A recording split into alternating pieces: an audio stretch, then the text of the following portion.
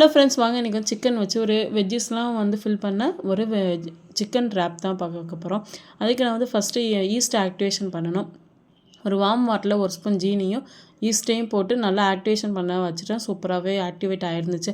அதை வந்து மைதா மாவில் வந்து அதையும் ஆட் பண்ணிவிட்டு உப்பு கொஞ்சம் தண்ணி எண்ணெய் சேர்த்து நல்லா புரோட்டா மாவு மாதிரி சாஃப்டாக பசஞ்சு வச்சுருங்க.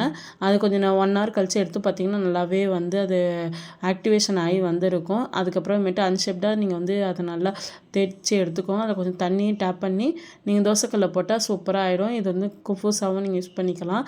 இதுலேயே நான் வந்து பிஸா சாஸ் யூஸ் பண்ணியிருக்கேன். மயோனீஸ் இதெல்லாம் நான் சேர்க்கலை. இது நம்மளோட ஆப்ஷன் தான். நான் வந்து இது வந்து பிஸா சாஸ் தான், ஹோம்மேட் தான் இதில் வந்து சேர்த்துருக்கேன் நான்.